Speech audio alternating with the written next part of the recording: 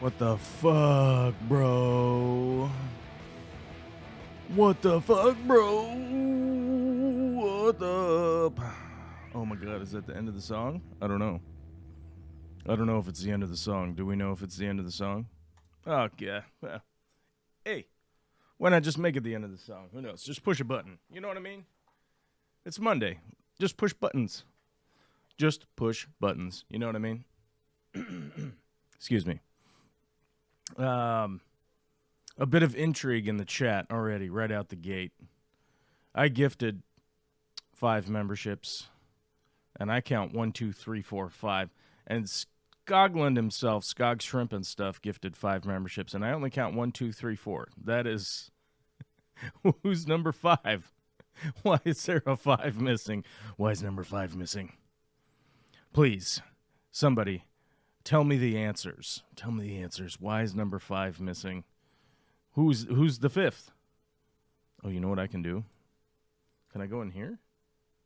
Is this a possibility? At the very beginning of the show, get totally sidetracked. Clicking buttons. Hell yeah, we can do it. You know why we can do it? Because we can. Because we can, you know? If anybody notices, my voice is shot today, dude. It's pretty bad. It's pretty bad, dude. Let's see all the new members. 1, 2, 3, 4, 5, 6, 7, 8, 9, 10. There are 10. I think it left Lexi V off there. It did. No, Lexi V's there. Mike Stambaugh. Mike Stambaugh, we see him there. M&C Aquatics. M&C Aquatics. Greg's Planted Tanks. See Greg's Planted Tank. DK, I saw DK. Jerry Moore. Jerry Moore. Jerry Moore is the anonymous. Jerry Moore, the anonymous member. He's left off the list there because I see Abby 93. Kelly Roach. Returning to the fold, Kelly Roach. Amateur Aquatic. Yeah, Amateur Aquatic Addiction. And then that was last week down there. Okay, yeah. So, I don't know. How many does that mean? How many members do we have now? 51. Yeah, the number's the same. There we go. It says 51 in here. I don't know if that means it's going to go up 10. Maybe it will. Yeah, I'm guessing it will. We'll just call it. We'll just throw 61 in there, and we'll see what happens next time we stream and we take a look at it, because this is thrilling. This is a thrilling show. Welcome to the Thriller on a Monday. It is September 30th. As I was told this morning by my mother, who is in town, Olivia's grandma. Olivia's grandma's in town. Olivia's grandma is in town, indeed. And she told me this morning that today is the last day of September. Tomorrow is October 1st. And I was like, you know, with parents like these letting us know it's the last day of the month, which means it's your last day of the month to support the channel if you want. Yeah, I don't know. Oh, fuck it. We're not doing big sales around here anymore. Whatever. If you guys want to support, I appreciate it. I'm doing my best to make content, and running around like a chicken with its head cut off and recovering from this cold that, if you guys were here last week, I was like, yeah, don't worry about this cold. And then it got worse. And then it got better. But now I'm in the, my body's making, like, phlegm shit again, which is great. It's just amazing. I really look forward to it. It's my favorite thing in the world. And my voice is not great today, so I don't know. We'll see how long today's show goes. If I start, like, coughing and hacking up viscous materials, then I don't know. Maybe I'll just lay down and you guys can watch a dude laying down on the internet. You know, maybe I'll just stop talking and I'll just stare into the camera and wonder how long we can keep it up. Maybe we'll run a timer. And see how long we can just stare directly into the internet before we go blind. You know? There's only a certain amount of time you'd be able to do that. There's only a certain amount of time you'd be able to stare directly into the internet without going blind. So I don't recommend it, because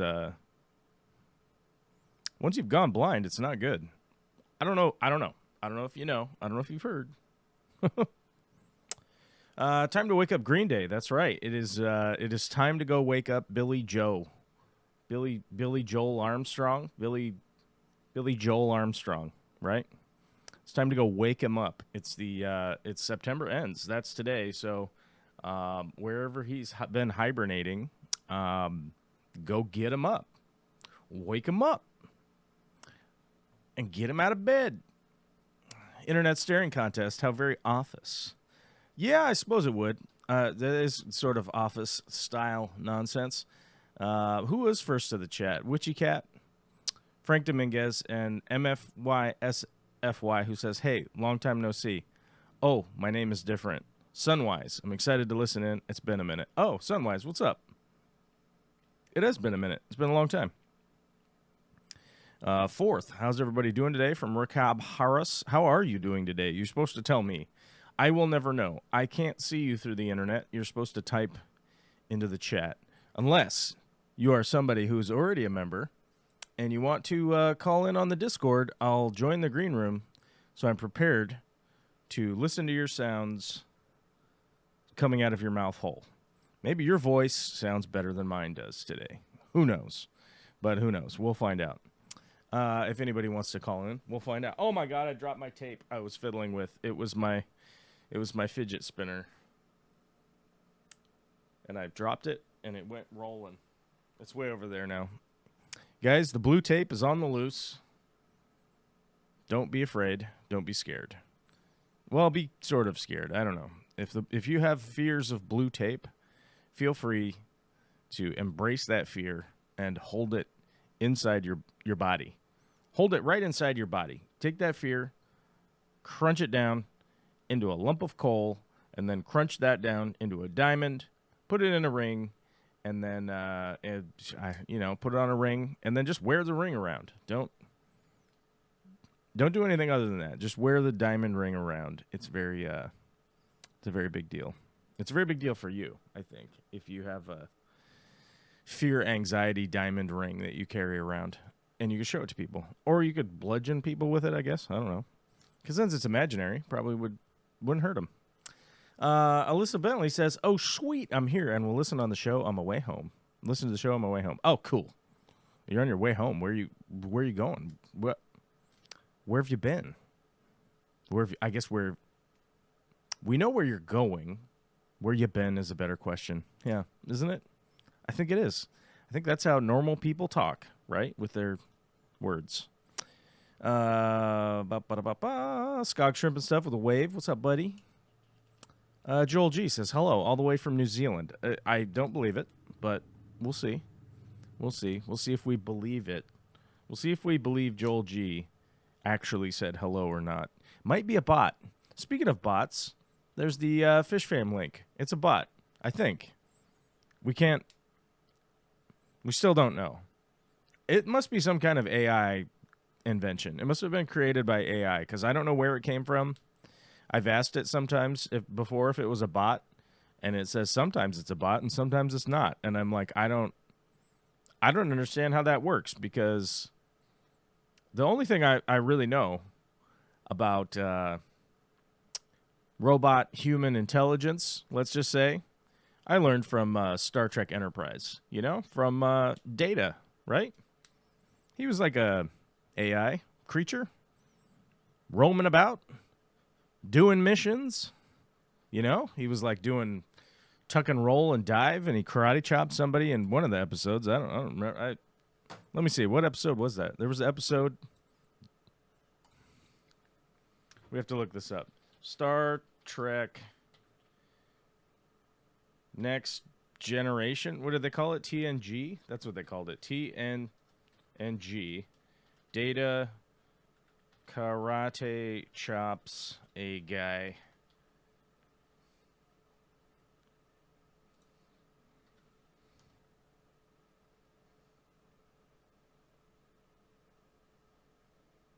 Let's see. The Measure of a Man. I think this is the one. This might be the one. Is the 9th episode of the 2nd season of the American science fiction television series, The Next Generation. Well, let's go down to the fucking plot, man. We don't need to know that.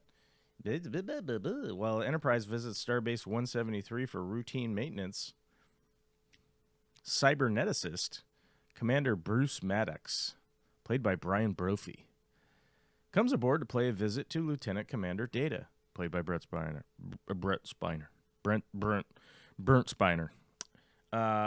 Wishing to better understand Data's positronic brain, it quickly becomes clear that Maddox has an ulterior motive of transferring the contents of Data's memory to the Starbase mainframe computer and shutting down and dismantling him.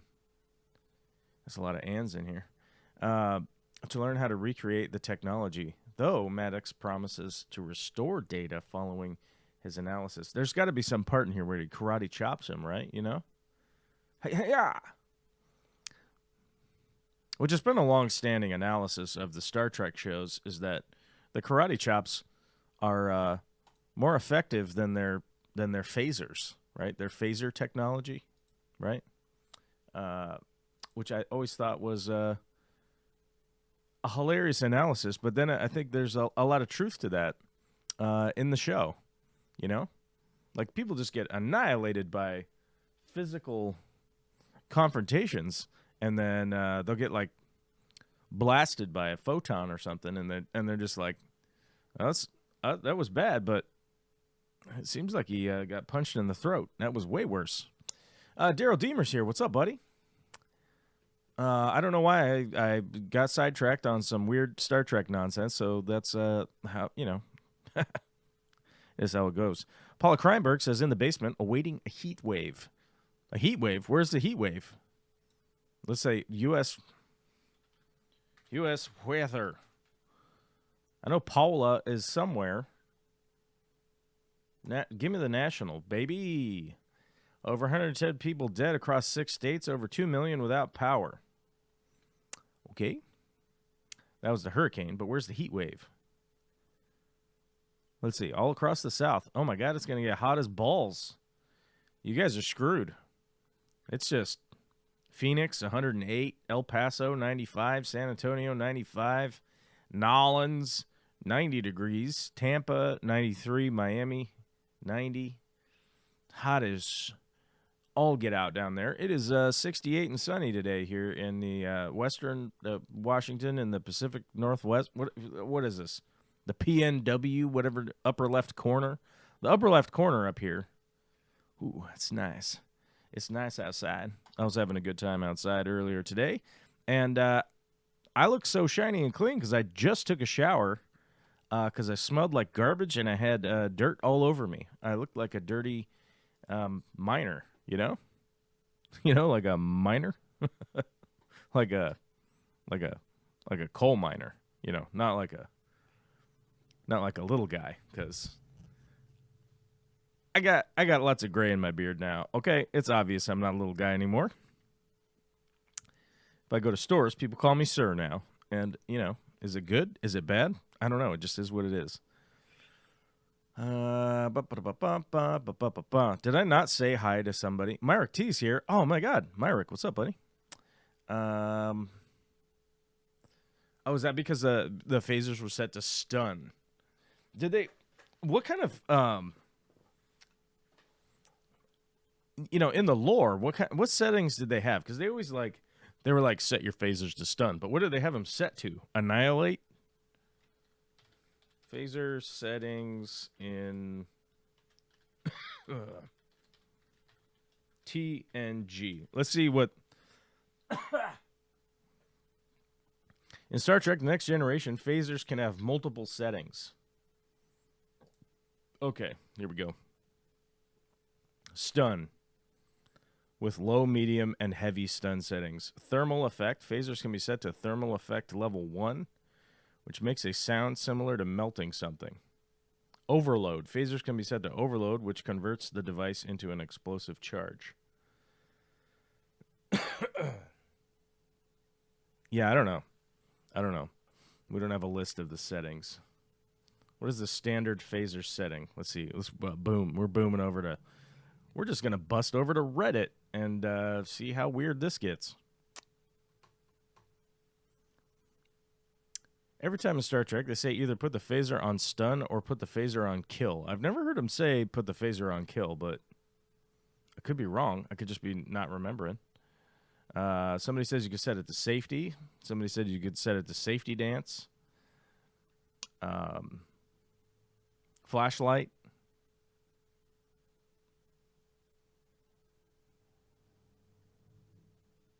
Some people say it comes in the fleshlight.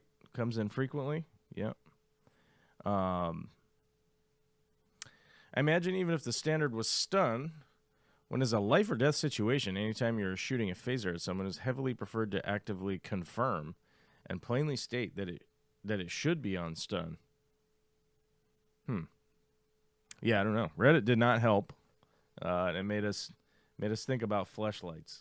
So once again, Reddit coming through with a big W of accomplishing the exact task that they set out to do.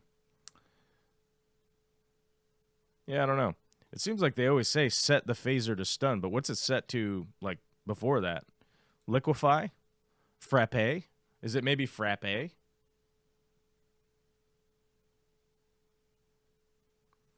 could be frappe, would be my guess. I'd have to guess. Frappe, if I did. You guys remember those old blenders? They had that frappe setting, right? Frappe setting on blenders.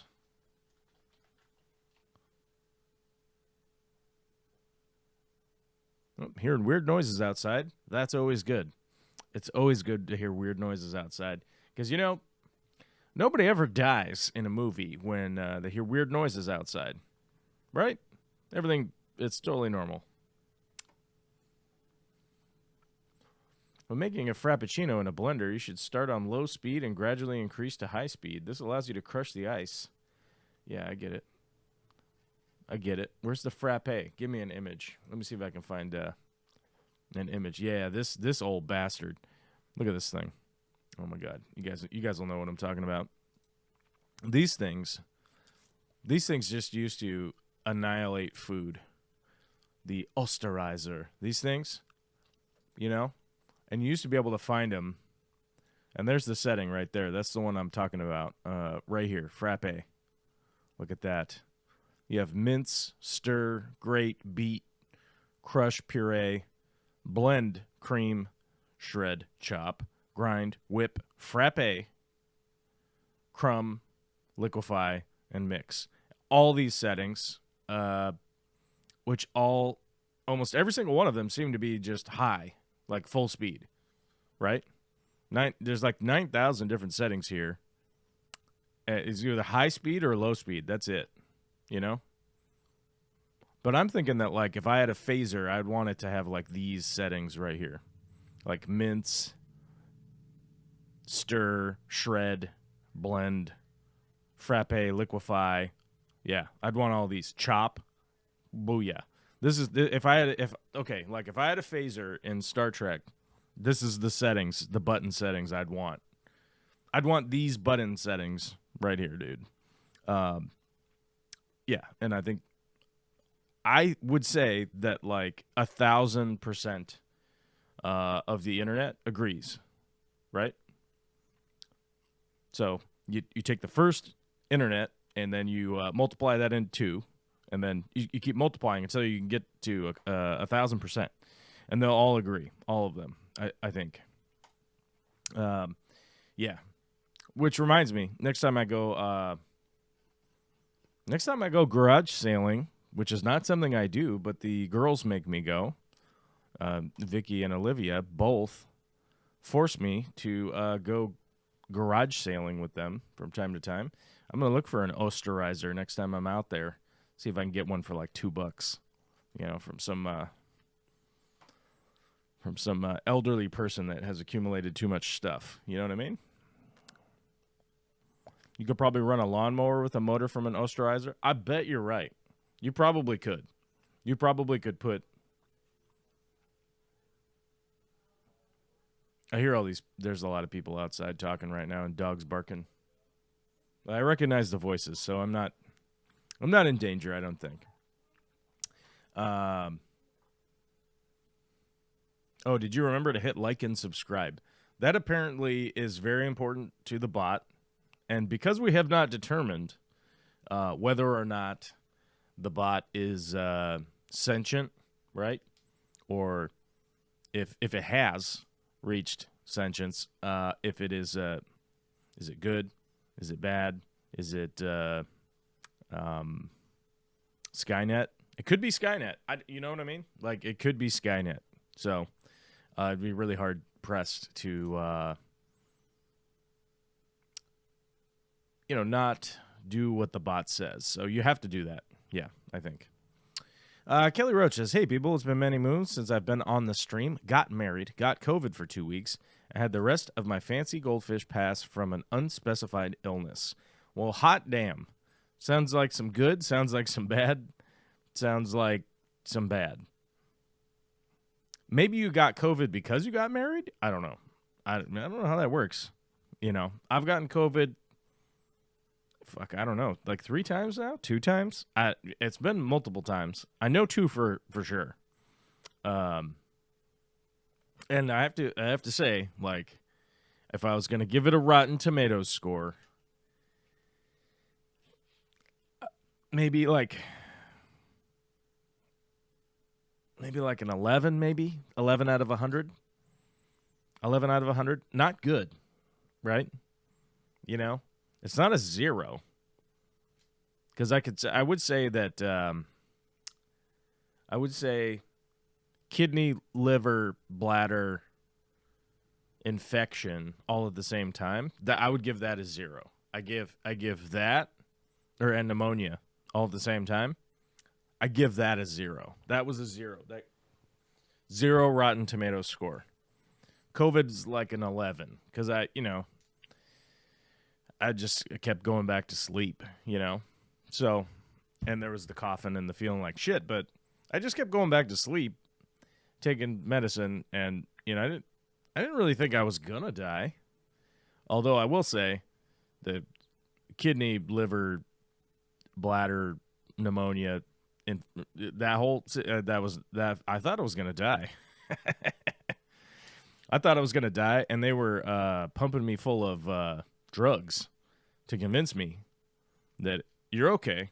It's okay. And I did not feel like it was okay. And I had that pain button where you go beep, beep, and then you push it, and I thought I was going to die.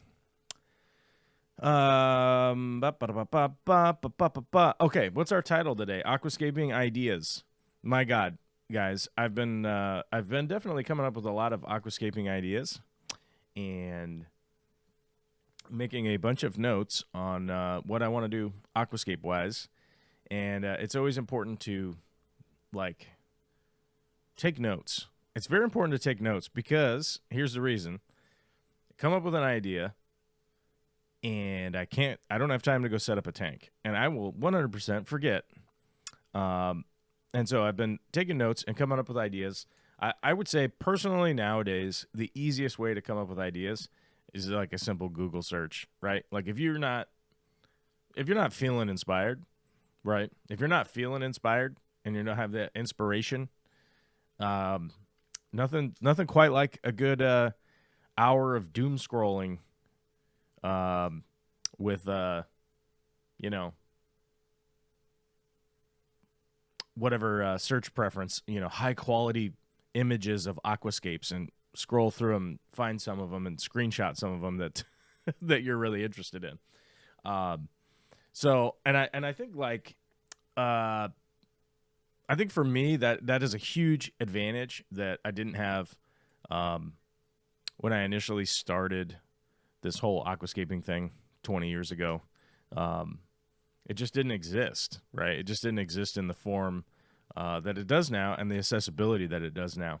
So I have a pretty deep gratitude right now, and I realized this the other day when it was like, I just wanted to look up something, right? I just wanted to look up it was something like a biotope for Bolivia or something, and I went and looked it up, and then I was just like, oh my God, there's so much like cool stuff to read and so much cool stuff to look at. And then I started looking at landscape photography and was like, holy shit, I need to go take more pictures of landscapes, right? So that is on the bucket list, and I realized that I didn't go up Mount Baker this year. I wanted to go up Mount Baker this year. So I'm going to try and see if there's a window of opportunity here before the end of the year to try and go up Mount Baker and take some landscape shots while I'm up there. So that plan is starting to formulate in my head. Mount Baker is not very far from me. It's pretty easy to drive to and go up there and slam a hike and get up into the clouds with my goofy legs and try and get some images while I'm up there. I did not accomplish the amount of mountaineering I wanted to do this year. It did not happen. It has been it has decidedly been a very weird year. So I'm hoping to try and get some in before the snowfall, the big time snowfall, because if you've ever familiarized yourself with the Cascade Mountain Range up here in the Pacific Northwest, it gets monumental amounts of snow, and it's extraordinarily difficult to take your 5-year-old daughter up into snowdrifts and try to hike and mountaineer into the snowdrifts. So we'll see if I can't drag her up a mountain here fairly soon and wear her out. You know, I don't know why, but it sounds like the garage door is open. I'm going to trust the other adults that they have it open for a reason. Witchy Cat, you said to turn the volume down, but you never came into the green room. What happened? Okay, so I don't know. We'll find out. What are my other topics to talk about today? Fall fish care. So one of the big things that I think a lot of people don't necessarily realize is that in the fall, there's a whole bunch of fish stuff to do to get ready for the winter.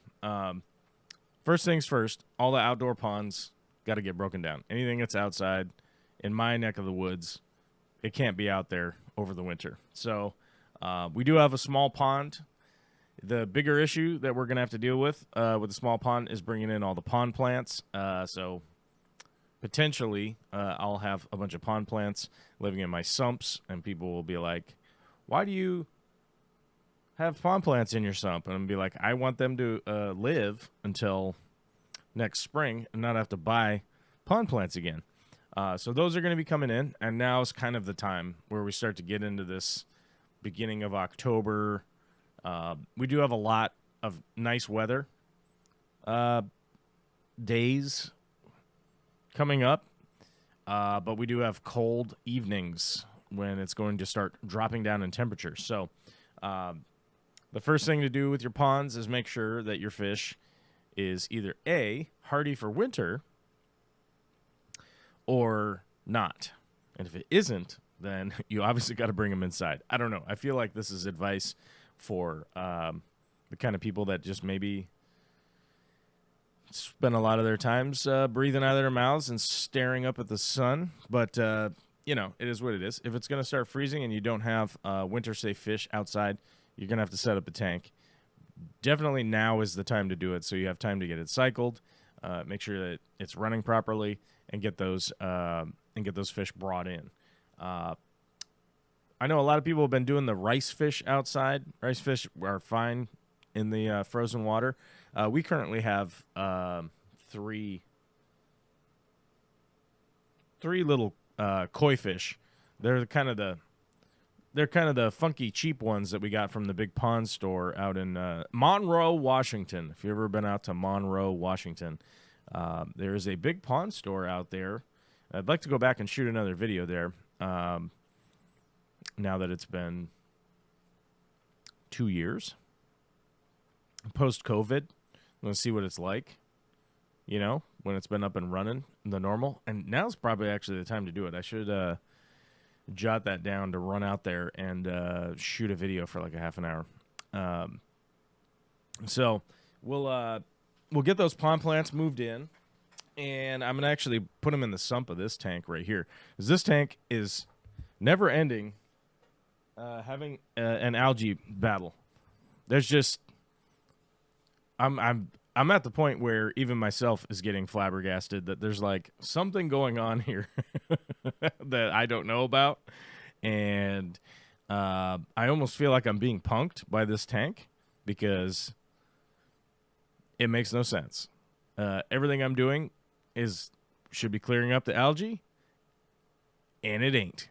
So I almost feel like, is there somebody coming in here and dosing it with something? It looks like I honestly feel that way at this point.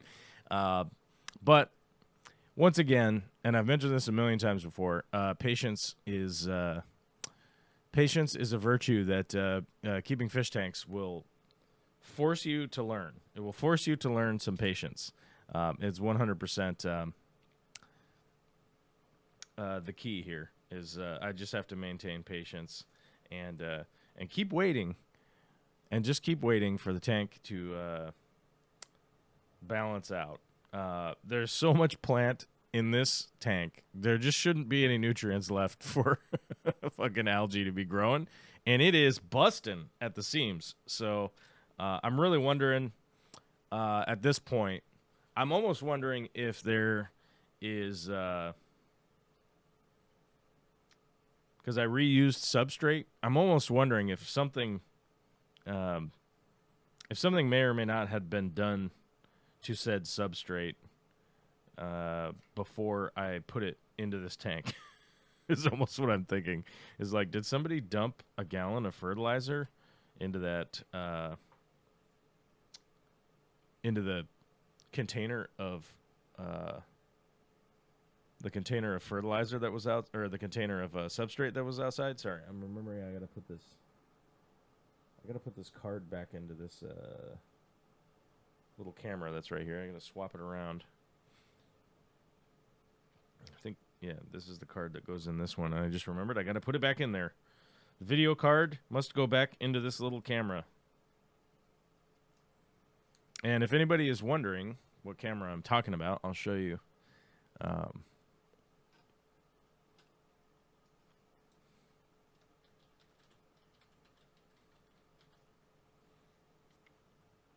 It's this camera right here. Although I did get mine at a much discounted price because I had a bunch of credit with DJI for some stuff that I did. So, you know, where's the...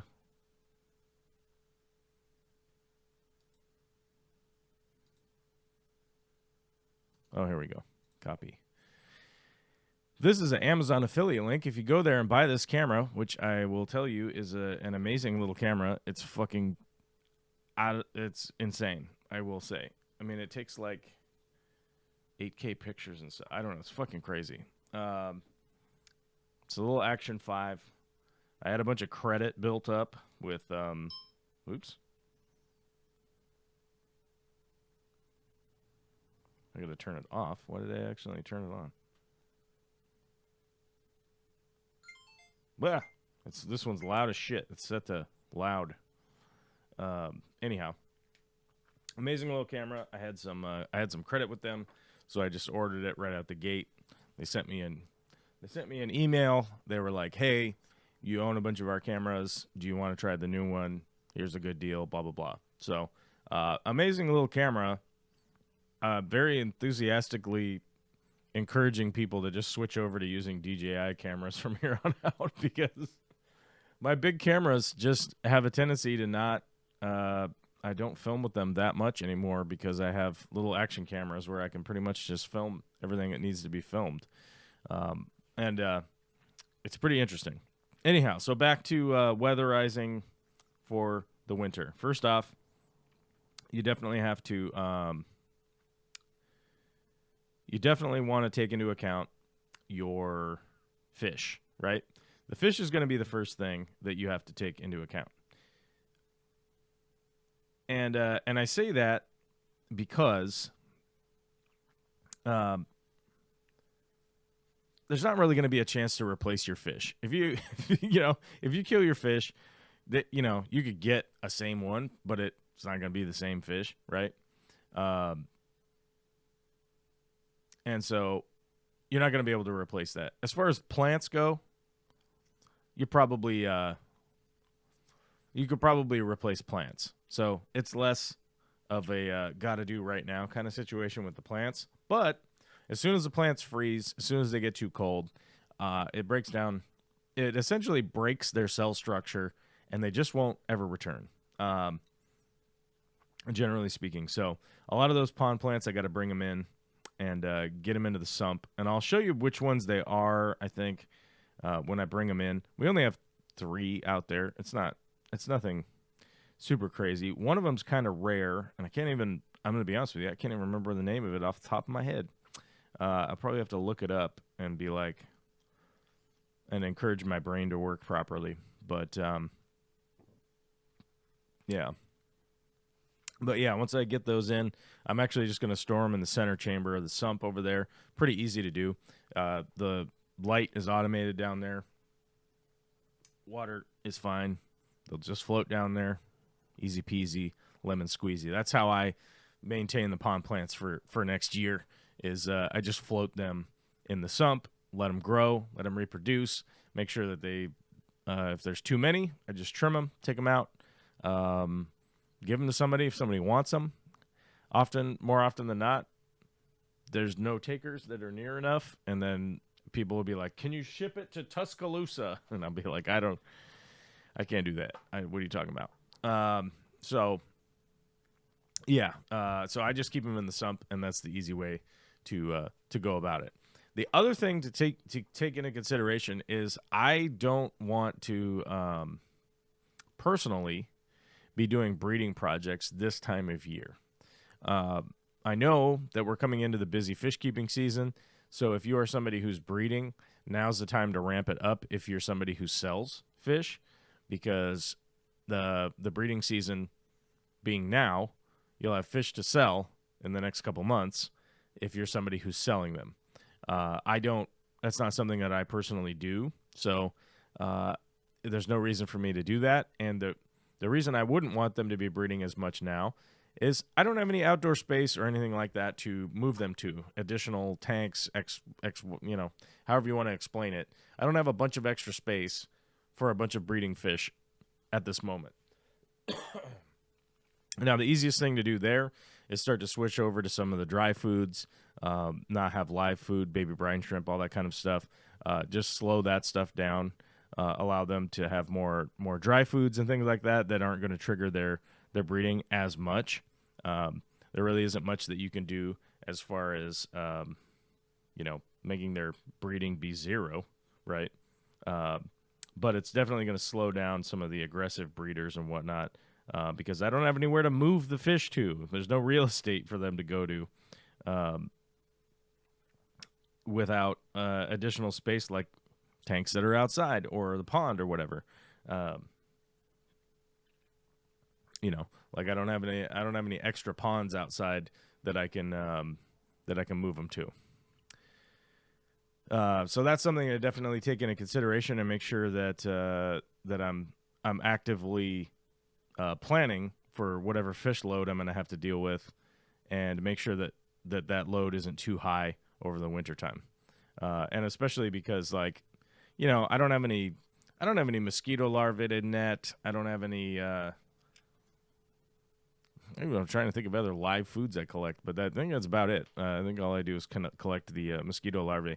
But I don't have any of that stuff over the winter, so I definitely don't want to be doing these intense live food projects in the winter, because it's the winter time.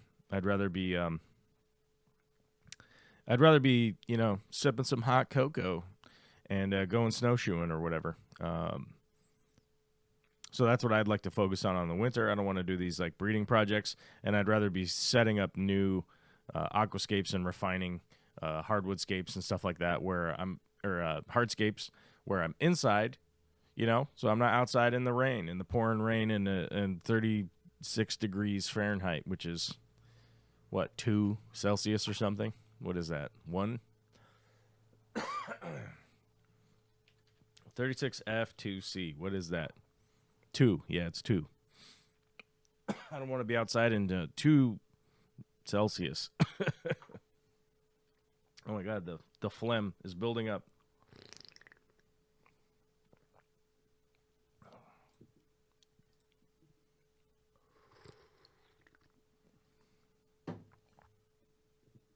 I hear a sneaky Pete.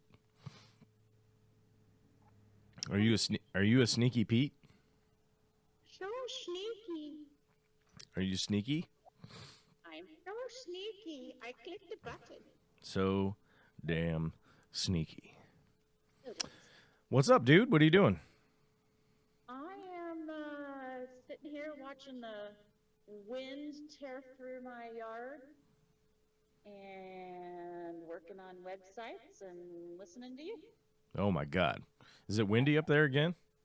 It is. We are on day 4 of our late season red flag high wind burn notice. Extreme wind. My little turbine's going like mad and 40 to 60 mile an hour gusts. Oh, that's pretty good. Yeah. That's cooking a bit. Like, you got to tell people, like, you can't be burning shit when it's this windy out, bro. You'd think so. And yet they do. And yet there they are, starting wildfires. Being stupid. Yeah, that's about it. Trying to contemplate end of month, beginning of month stuff. And yeah, it is the end of the month. I went over that at the beginning of the show. I was informed this morning. That, yeah. It's the last day of September. I was like, okay. And? There's a lot of songs about this time of year. There's when October goes, and yeah, fall is a weird thing. Oh, there's the fish fam link again. Oh God, there's the bot. It's getting creativer. It's getting more creative. I think it's learning. I think so too. I don't know. I think the bot is learning. It says super stickers, super chats. Oh my. They are fun and they help support the channel. I'm telling you, we just need a benefactor. Like, we just need a rich person to come sponsor the channel so I don't have to do all this other nonsense. I fucking threw out my back yesterday changing out some post holes for fucking mailboxes. I'm telling you, like, what the fuck, dude? My neighbor was like, my mailbox fell over. Can you fix it? I'm like, God damn it.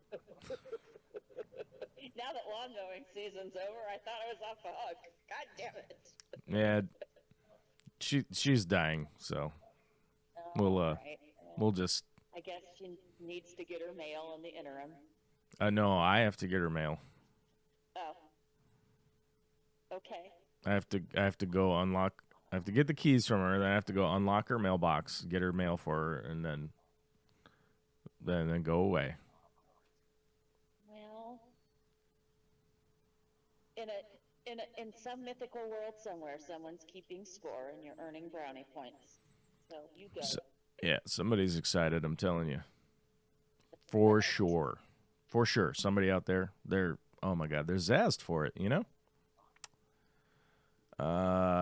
Kelly says, I've been wanting to get up to that place. I need to cut back on my oh my God, I don't know how to read.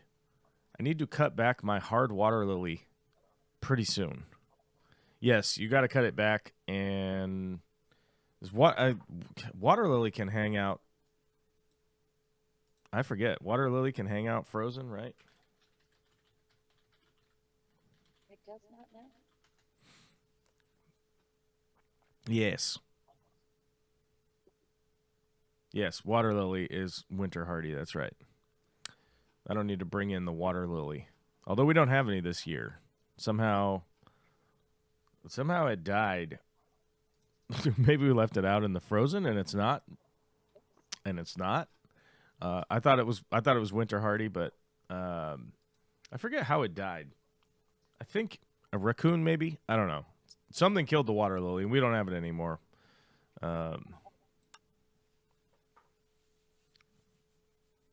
Today's lesson: 2 + 2 = more tanks. Don't worry, we will teach this AI proper. That's true. That is today's lesson. I have to figure out if I've got to go and cover my baby fruit trees, if I need to wrap them for the winter or not. What do you have? I have 2 apple and 2 plum trees that I planted in March. So they leaf, but they're still very tenuous. Very dainty. They are. I think you want to tent them because the fucking deers, right? Well, yeah, I was going to say, one of them's very popular with the cattle. Right. They have trampled every fencing item I have tried to put up around them. Right. So it's still green and still growing things, but I think, need to, cover them over. Sounds like lunch to me. I know, assholes.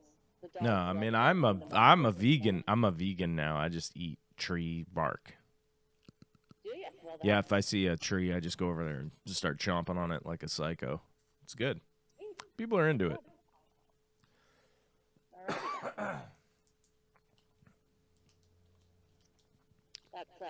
That's got to make for some intriguing recipes. Mm-hmm. Yeah, my my mom and her husband, they're out there in Eastern Washington. They said it's been like crazy windy too. They mentioned the same thing. Yep. I'm remembering that now. I just remembered. Oh yeah, they said it was crazy windy. Windier than normal. Yeah, it's been very weird. Like I said, I'm down 1 greenhouse door, but the rest of the tarping's still secure, so that part's good. Rattles everything. The chickens get blown around. They're not particularly pleased. Oh, the chickens don't like it? No, not so much. Yeah, well, I don't normally cater to what my chickens like or dislike. Probably go out there and put a fan on them. Just blow them even more. Just blow up their skirt. What you get? Oh. Mine are a bunch of freeloaders still, so they're just going to have to deal. They've just about reached laying age, and now they're going to cycle down for the winter, or not start. So, yay. Right. Good times. Next year. Oh, you can't hear me when I'm talking? Is that better? Let me see. Sarah says. Oh. I don't know why. You've gotten quieter. Where I had the phone. You've gotten quieter over the years here. I have you at 200%.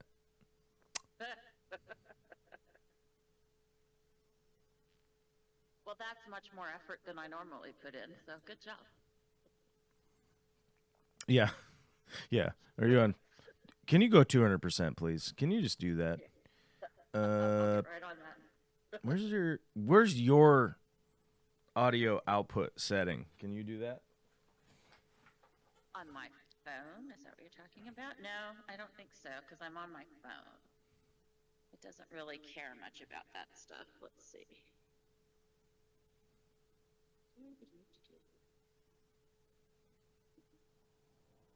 Probably be better if I switched from...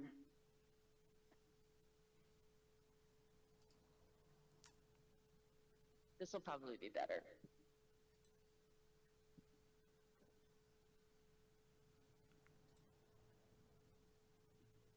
Or maybe not. I don't know. I don't know, dude. There used to be like an audio setting button, but they moved it.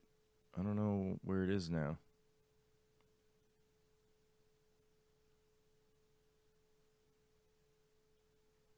I don't know. I don't know where it is. Yeah. I think she needs to change the input volume on her microphone under the Discord settings. Yeah, I'm guessing that's what it is. If I had to guess, that's what I would guess. Like, where's mine?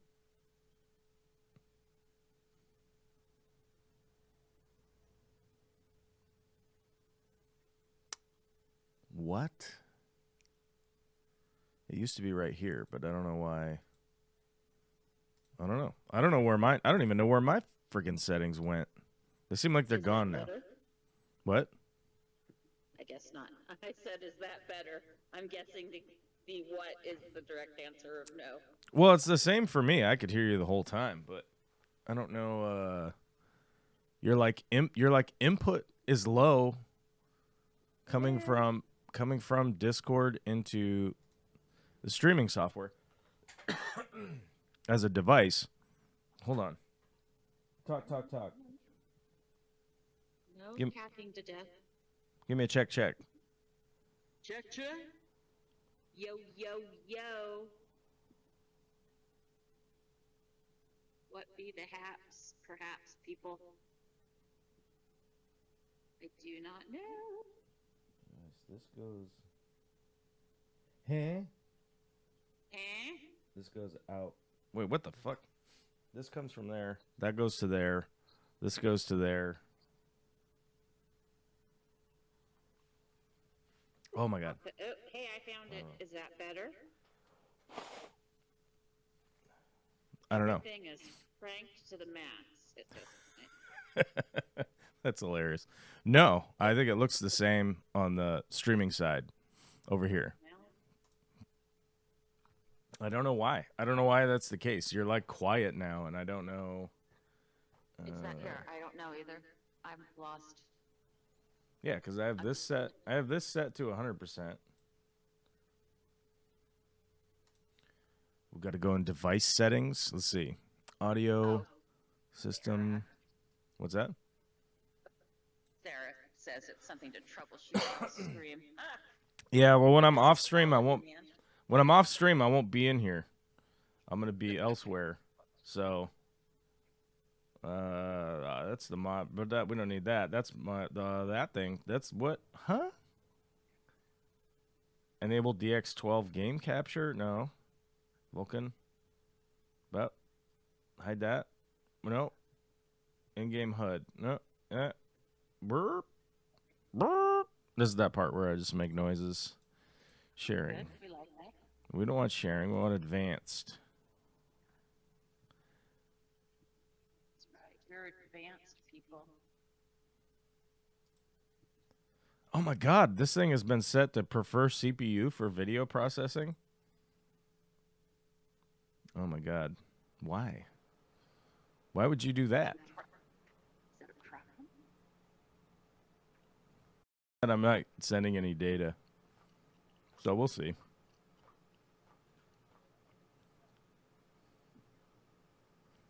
Oh. But now it's back. Is it now back? Yes, now you're moving again. Okay. Well, we'll figure it out. Well, I'm going to close this chat because now I have another chat open. Never have too many chats. Are we back? Okay, we're back. All right. I figured that was going to like completely fuck it up, but it just only did for a little bit. Okay. Look at that. You just switch from CPU to GPU midstream and then just jam it back in there. You know what I mean? Just pull it out, stick it in the other thing, and do the thing. It just happens. Yeah, I don't know. So I don't have OBS. I don't use OBS. I use XSplit. Do I want to hold on? Do I save changes before closing this dialogue? Yeah, let's save them. Let's save that. I don't know. We'll see what happens. So I use XSplit. I don't use OBS, and I don't know why it is suddenly like reducing the volume from Discord, because Discord should all be in the computer, right? It should be all in the computer, just feeding in. Although, wait a minute. I wonder, let me see. It might be down here. Ooh, but wait, there's more. Aha! Maybe it's this. All right, I will talk and see if it's that. Oh, shit. It might have been doing this. Hold on. Let's do that. Let me hear you. Let me hear you. Hey, fans. It's Um, time for fall. Nah, maybe it wasn't that. I don't know. All right. Somebody asked what your favorite pond plant was. Hold on. I'm busy doing audio work right now.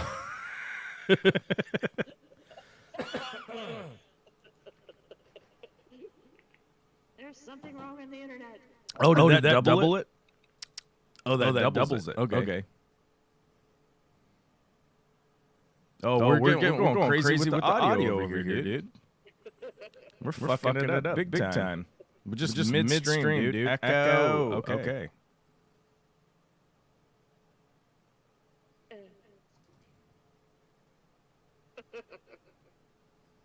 Does this make no audio? This probably makes no audio, right? Well, I can hear you. So there's some audio. Well, I can't hear you because the computer's turned off. Discord. Yeah, it's like, there's probably no audio now. Sweet. Let's see. We'll check. We'll check the old school way. You're going to use your phone. Log in on that. Oh, did that fix the echo? Okay. Let me see. Does this make no audio? This probably makes no audio. Oh, there was the echo, and then it went away as soon as I clicked that. Lower. Yeah, you do sound weird. And there's like a shitload of hiss. Sorry about that. I didn't realize there was this much hiss. Let's see. We'll check. Shitload of hiss. Sounds like a bad band name. A punk band. Well, one of these days I'll have to fix this. I fixed the echo, and the audio is a little lower, if anything. Well, you know, welcome to fucking amateur hour up in this motherfucker. Up in this piece. Okay. Oh, you don't hear the hiss? Oh, okay. Maybe it's my shitty phone. Could be just my phone sucks. That is definitely a possibility. My phone could just suck. It's really old. I think it's a S10, I think. Samsung 10. Samsung. What's the newest Samsung? What's the 14, 15, I think. I think it was 14. Samsung found. What's the newest? S24. Oh, 24. I'm a little behind. We're well past 14. We're all the way into 24. So I'm like 14 models behind in my phone. But it still works. So fuck it. You know, like I'm good. I only get a new phone when it fucking catches on fire. You know what I mean? And like just completely shits the bed. If it does that, then it's time for a new phone. Right, or the glasses to the point where it's just cutting your fingers every time you try to touch Yeah, you try to swipe around and you're just bleeding. You're like, oh God. God damn it. Can I replace that? Although I will say, this phone went flying off of something, and it had a plastic screen protector on it. You know what I'm talking about? Oh. Like the film, like the nice film that goes on there. Uh-huh. And this thing went flying, did a double toe loop, flew off of something, and it scratched just that, the cover, the clear plastic, like the, you know, it's like fancy cellophane, whatever it is. I don't know. I'm like literally in a world of like, oh, it's plastic. I don't know what it's made out of. It might be laser glass. Who the hell knows? And it didn't scratch the the glass of the phone somehow. And so I just peeled off the extra layer on there. And Cool. I had another one somewhere, and I could never find it. So it just has been naked screen this whole time. And right around that time, I heard Neil deGrasse Tyson was on a podcast. I think it was on Joe Brogan. It's probably one of the few times I even listened to Joe Brogan. Nowadays, I just listen. Nowadays, I actually listen to people that just make fun of the Joe Brogan episodes. It's way better to just get a synopsis of the stupid shit that they say, and then I could just move on with like having a basic interpretation of what kind of stupid nonsense is coming out of that neck of the internet. Of the internet. I'm like, okay, I'm ready now to deal with those 5 weird talking points that they came up with, like, you know, the moon landing might be fake, you know. The Earth is flat, the moon landing was fake, and all men should be in charge of all women. Right. I think I've got it covered. There you go. Simple as that, bros, right? So yeah, anyhow, Neil deGrasse Tyson was talking about it, about how he's like, no, I don't put a screen protector on there or anything like that. He's like, I paid for the phone. I want to touch the screen that they made, right? He's like, I paid for it. I paid to touch the thing that they made, not a $6 piece of plastic that goes over the top, you know? And I was like, yeah, I guess that's true. I'm literally like, I paid money for a phone. I paid all this money for a phone so that I could use the product that they designed to be used, and then you put like, you know, a $6 piece of plastic over the top of it and then use it that way. I'm like, huh.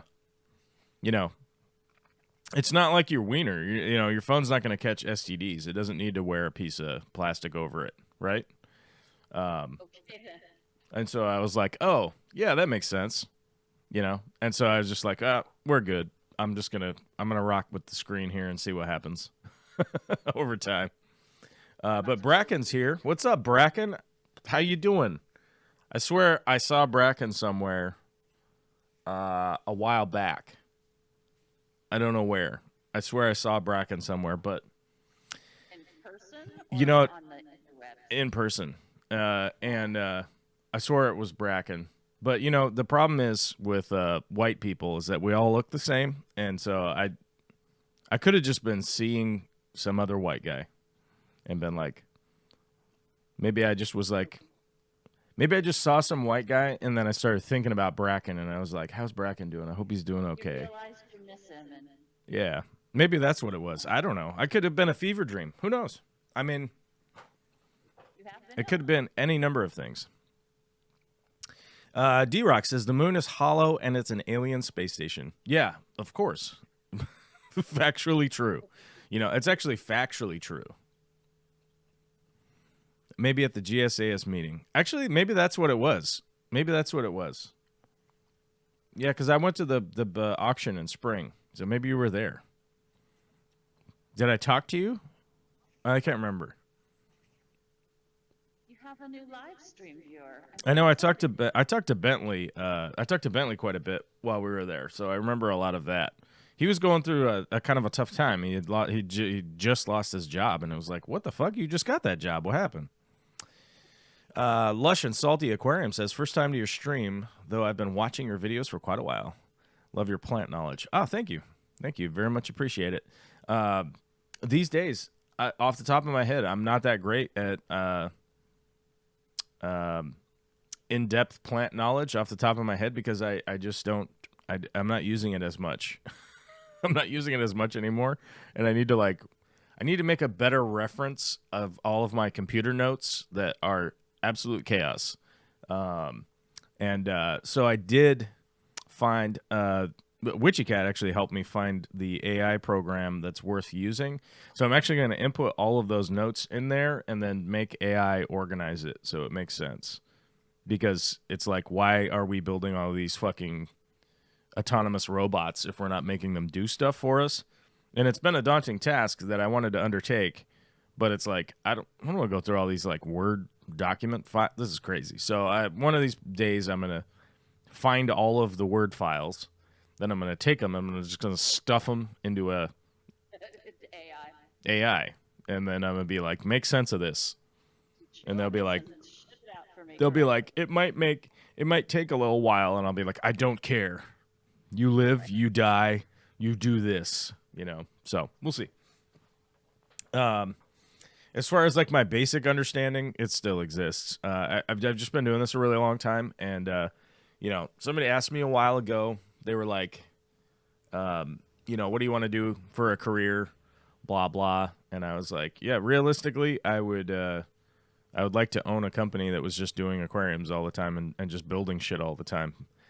So I'm slowly trying to build that up. That's basically the long-term plan here, realistically, is building stuff. So as I've mentioned, and as the stack of plywood gets smaller behind me and moves around, actually, there's shit over here now. The stuff is shifting around back here. One of the things I've been doing is building template cabinets for aquariums, basically, and making and kind of coming up with my own designs on that stuff to either A, make it economical that I can build them, or B, that I can make it economical that I could flat pack them. And realistically, there is a point where some company like IKEA or whatever will be able to do that a billion times better than me or whatever. True, facts. But at some point, I want to be able to, if somebody wants to hire me to aquascape, I would actually just build the cabinet for them. We would hire somebody to build the tank. I don't have a huge interest in building aquariums, the actual like acrylic work and all that stuff. I've been to big acrylic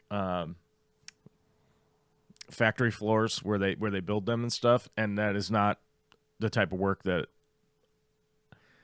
I'm really interested in doing, if that makes sense. Like owning a warehouse that's building acrylic tanks, like that just does not sound like something that I want to do. You know, that is a you just end up being a factory worker / manager guy who runs a factory, which I'm not interested in doing that. So you want more hands-on rather than supervisory. Right. And I don't want to be a factory supervisor. You know, like I could just go do that for whoever, you know. So yeah, ultimately, like that basically is kind of sort of the long-term plan, but we'll see how things work out here. But people have been asking me that a lot recently, because they, you know, people ask me like, hey, what do you do? And I'm like, you know, I do remodels, I build people's stuff, I do what, you know, and they're like, what? And I'm like, I don't know, I just do a bunch of shit for people, and I got to figure out a better way to describe it, like. And it would be weird to be like, I do personal service for people, because then it just sounds like, I'm jacking off people or something, you know, like what the fuck are we talking about here? So I have to think of a good way to put it. And then the other downside is that, like, if I say I'm a handyman, when it comes to calling yourself a handyman, it's seriously disrespected within the trades, right? So all of the plumbers are assholes to somebody who's a handyman. The roofers are assholes to somebody who's a handyman. The electricians are assholes. The concrete guys are assholes to a handyman.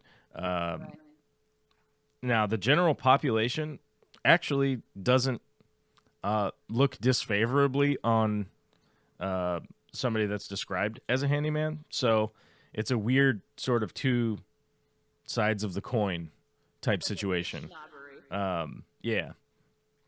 You know, and it's like, if you're talking about the trades, they always say, like, you know, you just have to become specific at one task, and that's how you're going to make a lot of money, right?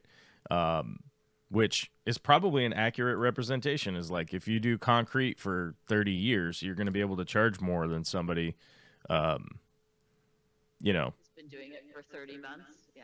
Yeah.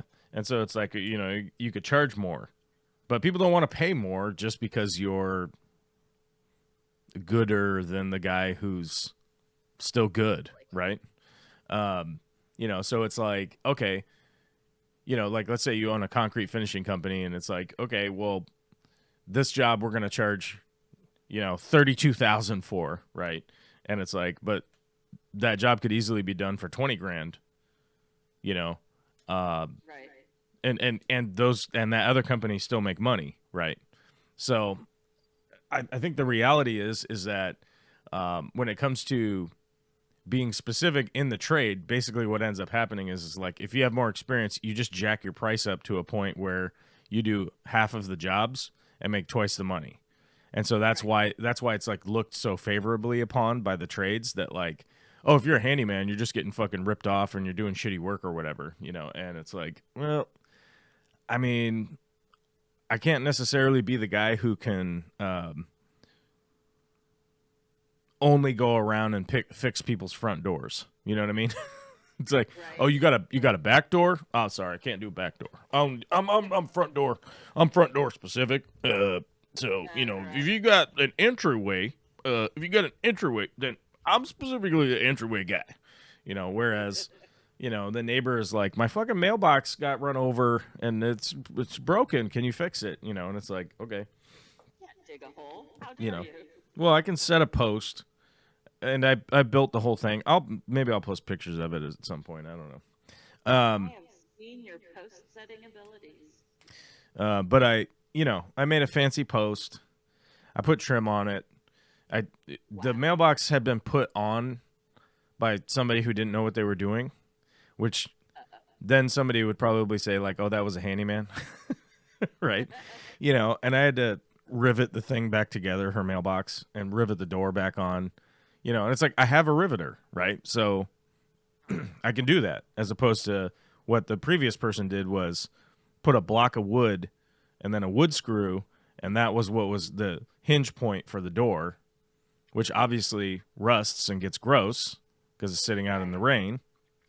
And then it's like, well, the door fell off, and it's like, yeah, of course the door fell off, because there's no rivets in here. Somebody put wood screws in the side, you know, and it's invariably like you know, like I go to take that thing apart and I realize like the fucking drywall screws are there. The drywall screws, yeah, the drywall screws make an appearance again. And it's like, where the fuck are these people getting the drywall screws from? Like, why do you have them? If you're not a drywaller, why do you have drywall screws? I just don't get it. But every fucking 70-year-old boomer wandering around has just been stuffing drywall screws into every goddamn thing for the last 55 years. They're like, I got a big box of drywall screws back in 55 or whatever. I don't know. I get fucking math, but you know, yeah, I got a 5-gallon bucket of drywall screws in '69, and I just been sticking them in there since then. I still got more. You know, drywall screws are good for everything. You know, like, what the fuck, dude? Like, what? You know that they make different. You know that they make different screws for different applications and different. Yeah, goddamn. But yeah. Well, it was like a little while ago. Somebody called because their gutter fell off. You know. I was like, yeah, I can come out here and I'll put the gutter back on for you. So I brought my riveter, because that's how you put fucking gutters back together. You know, the steel gutters and the downpipe, you know, that's how you put them together. You put them together with rivets. So I go climb my happy ass up there like every dum-dum you've ever seen before. And let me go up the ladder and figure out what's going on here. Oh, drywall screws.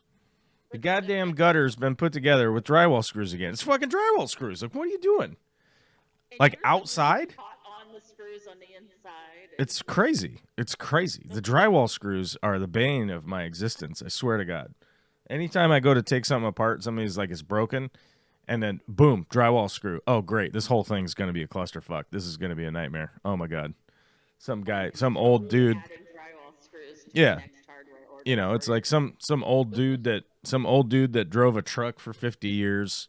Just, anytime anything fell apart, he just put drywall screws into it, Something wrong with my transmission. Quick, get my box of drywall screws. Like, what the fuck? Got a hole in it. I'll plug it with a drywall screw. Yeah, Bracken says, crazy how the saying a jack of all trades is a master of none, but oftentimes better than a master of one is not respected anymore. Yeah, what ended up happening, it's the same with the bootstraps saying, pick yourself up by your bootstraps. They cut the end of it off, right? And the people that cut it off are conservatives. The modern day MAGA people are the people that cut the other end of the saying off that explains why the entirety of this statement is important to listen to, right? Because that's sort of how they go through life, right? That's how they go through the entirety of their life. Somebody tells them a whole thing, right? They just take the little part that they think applies to their view of the world, and then they just wander off. And because of modern day technology, they don't starve to death, right? Modern day food production, modern day medicine, all of the things that people are putting effort into is why they don't starve to death. Otherwise, they would just wander out onto the prairie, be eaten by a tiger or a lion or a buffalo, right? Because we see them. We see videos of them. We see videos of them every year visiting Yellowstone, and they just want to walk up and pet a buffalo and videotape themselves doing it. Right. And I say videotape. It's like, hey, dude, they don't have tape anymore, man. This is all digital, bro. Because I'm fucking boomer. I'm a millennial boomer. I don't know. We got to figure out how to. Yeah, we got to figure out how to describe my age range. But anyhow, we see them every year. Recording themselves trying to pet a buffalo at Yellowstone and then just get mauled to death. But then they don't die because of modern day technology saves them. Zipgun says, I've had mostly good experiences with handymen. Found out last year that the electrician company that put in my new breaker box half-assed it and left a lot of old wiring blocking the box. Yeah, that's a problem. That's a problem. Like most people think that electrical work is some kind of like magical wizardry.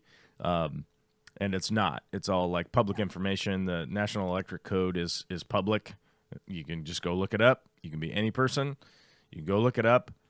You can look at everything that needs to be done to meet code. What the fuck is that? Hold on. There's a beeping sound. No, not a beeping. Something somewhere is annoying. Joel must hear it. It's the garage door. Vicky is controlling the garage door from wherever she is. She shut the garage door from wherever she went. And it beeps a bunch so you don't get squished by the door. But I don't normally hear that sound while we're live streaming, So I was like, what the fuck? And I was a little bit worried because the new furnace that went in, it failed inspection. Oh no! How so? Gas leak. Everything else passed, but there's a leak in one of the pipes they put in. So I'm like, is that the detector? Is that the detector going off? Is that the alarm? Oh no! No, it's just the garage door. Well, it's funny because our inspector here that did the furnace, he's the electrical inspector. He was here, and I was showing him some stuff, and he was like, "Holy shit, look at that!" I'm like, "Yeah, I'll get it fixed before you come back." And he's like, "Yeah, okay." This is not the electrical you're looking for. Yeah, no, he's like, "No, you got your permit, so it's fine." I'm like, "Yep." It's not hard to do.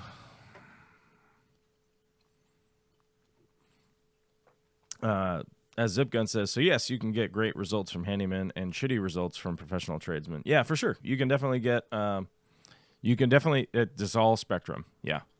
My big issue is that like being a handyman and having to deal with other trades, they treat you like total shit. It's crazy. It's crazy weird. how they Everybody needs somebody to shit how on, they are. apparently. Yeah, it's a weird dichotomy. So like that's why, you know, I'm a general instead of a handyman. So it's just an easier way to describe what I do. Yeah. And you know, and not deal with Well, the now this is the perfect light level on the tank. We can again see my different algae. plants. Well, no, I mean yes, but that was. But you can. You can see my differentiate the algae plant. farm. It's algae farming, bro. I don't see as much hair algae. Oh, it's worse than last week. I'll tell you that. All right. Oh yeah, now I can. Yeah. I can see one of the big. One of the. Yeah. Never mind. I lied. Yeah. Very No, it's neat. worse than last week because I haven't done maintenance this week. It's Monday, you know. It is Monday. So I'll probably do maintenance on Wednesday, I think, this week. Probably, depending on what the schedule brings, as it were. Yeah, but the algae back there it's not great. But the plants are finally catching back up, so we're all good. We're headed in the right direction. Everyone's thriving. But yeah, it's really making me wonder if there was some kind of modification to the substrate while it was like not in the tank and in transit and outside. Yeah, I don't know. It's making me wonder because it's not a typical experience that I have. This reoccurring algae like this is not normal. So. That's weird. Yep. Yep, it is weird. And you know, it's one of those things. You know, any number of things can happen to the substrate when it's just sitting in bins outside and getting rained in, and you know, whatever could be going on. Well, and you know, if there's algae that came in from outside too, that you just, yeah, that makes sense, I guess. Well, algae just exists in the world. Yeah, I know. I'm fighting it right now. All the water bottles I use to transport water hither and yon currently have algae in them. So I'm getting extra nutrients in every drink. Yeah, for sure. A little diphtheria goes a long way. Speaking of that, I gotta be not speaking of diphtheria, but I gotta run to the restroom. I'll be right back. Okay, then. Do we get to be right back, son? I does not know.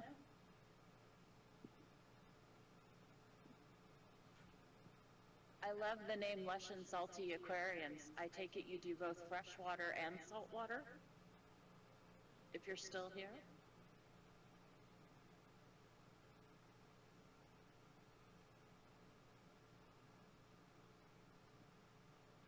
And where are you located out of? Because I'm curious.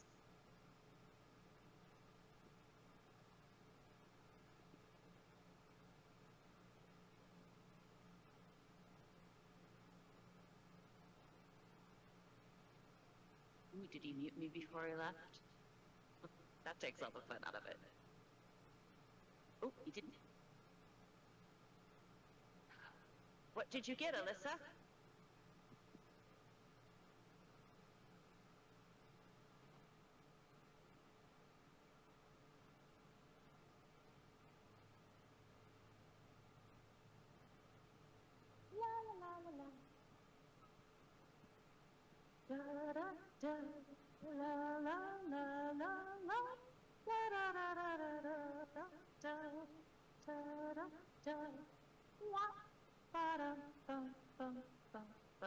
Ooh.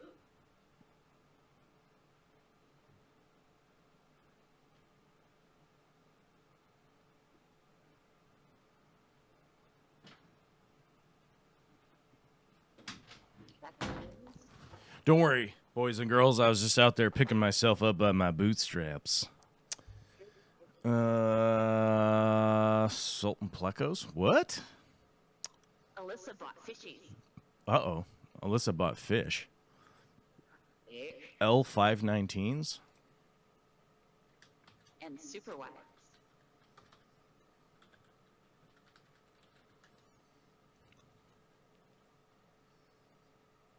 Oh, these guys. And random disc. Somebody said that there were 400 on $4.99 on Dan's Fish. There's 69 on Dan's Fish. I'm looking at it right here. They're out of stock. I think you meant the Vulcan Quarries. Which one? Vulcan Quarries. Oh, the L236s? Or what? What are we talking about? No. Oh, my God. You guys talked so much when I went to go pee. What happened? Vulcan Quarries is, I think, the fish that Kelly was asking about and saying he saw for $4.99. Oh. Oh, the leopard frog plecos. Okay. Yeah, leopard frogs are like $500, I think. Vulcan Corridors.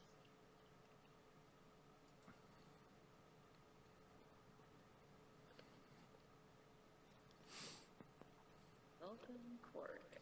I don't know. Dan's Fish has got a lot of fish on there now. He's a fishy kind of guy. Yeah. A fishy guy. All right, there we go. 111s. Yeah, he's right. They are $4.99. Jesus. That's a very little fish for a lot of money.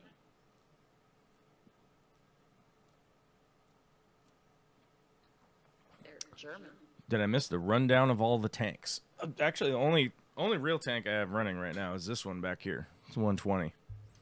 And I got some other tank projects, but they're not like shh, don't tell anybody, you know? And I have a pond outside, and I have a tank outside, but they're like, shh, don't tell anybody.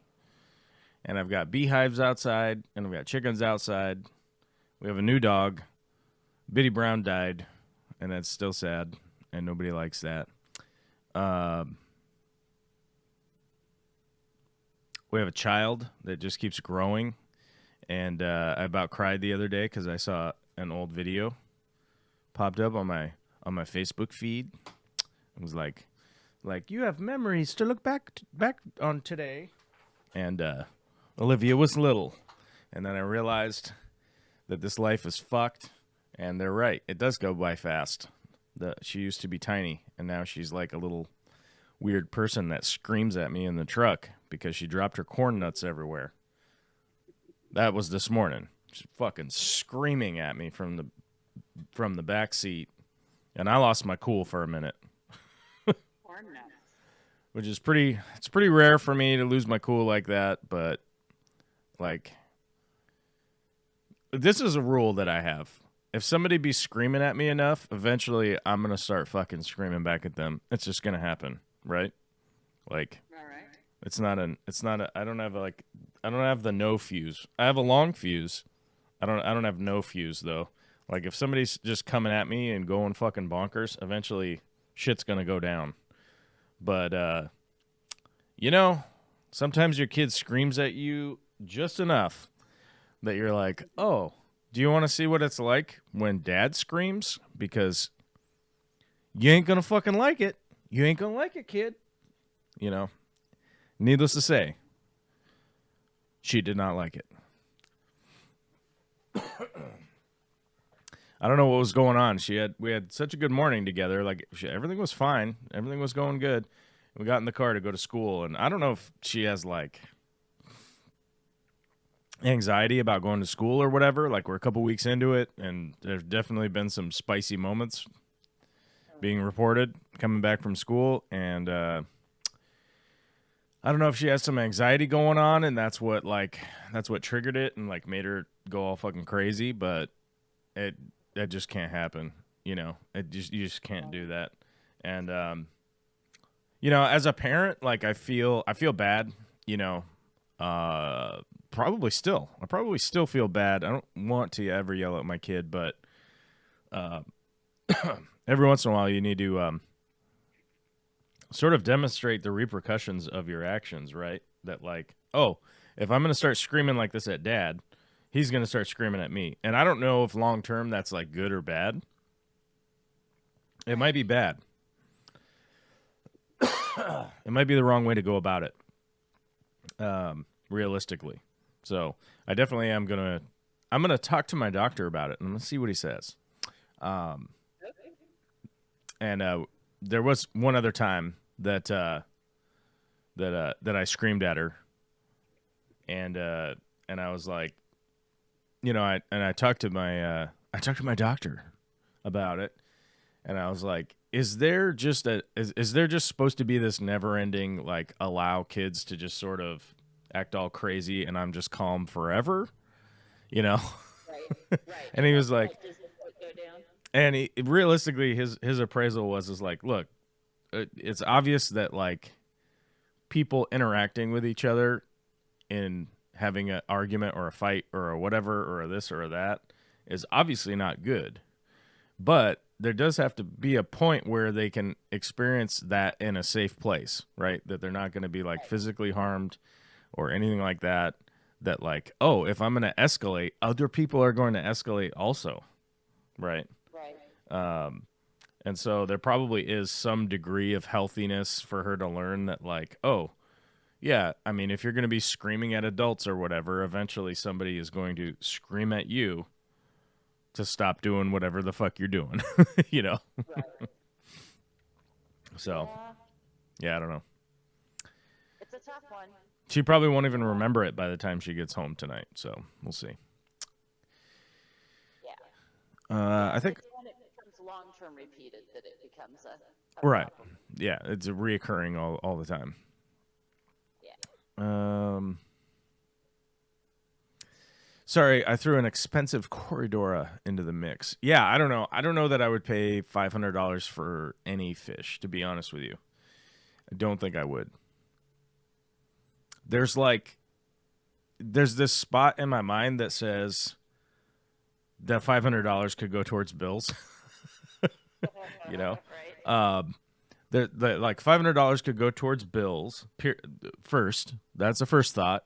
Second thought, yeah, but I get, like, the same amount of enjoyment from, like, a $10 fish. Because, like, a new tank with the rest. well, no, because I'm, like, as entertained by like Endlers. let's say a bunch of $5 Corridoras that are, like, swimming around. So let's say 50 or let's say $100 and there's 20 Corys swimming around down there, right? Like, I would be just as enthusiastic about those as because I can't get one $500 Cory, so you probably got to get more than one, right? Now all of a sudden it's like $5,000 for enough to breed or something. I don't know. So that's like where my headspace is. That I'm like, yeah, but I could just look around on Craigslist and find some free fish. Somebody's breaking down a tank, Right. Free fish. That I desperately miss from living close to a city or a town is being able to do stuff like that. Bracken says, with $500, I'm flying to Florida to collect for a week. Well, it's going to cost more than $500 to do that, unless you could find a super cheap plane ticket and then have, like, Zip Gun pick you up or something and take you around. You live with Zippy? Yeah. Although I might be able to do that. You should probably be friendlier with Zip if you want to go collecting with them.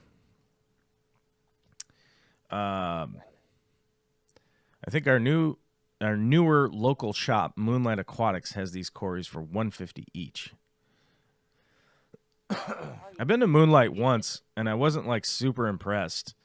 But now that they've been open longer, I want to go over there and see how good it is now. I want to see how well they're doing. That's cool. I saw an interesting video about the Amazon Spheres tanks that the kid from Keeping Fish Simple put up when he was here. He just put it up this week. And I didn't realize that the original scaping of the big main tank was done by the guy from Zen Aquatics. That's not. It's not? Nope. Because they said it was. All right. Who said it was? In the video, they said not the current setup, but the one that was previous to that. they said he had done. Those tanks were originally set up by Tom Barr. Okay. Those tanks were originally set up by Tom Barr. Steve Waldron took over the contract because Tom didn't want to fly back and forth to Seattle to do maintenance. Because he lives in Sacramento. Right. Yeah. So Steve Waldron was doing it before, and Steve is apparently no longer doing it. And I will say I'm not going to say what the specifics are of the contract, Right. but I do know what they were, and I would say I would take that job right now.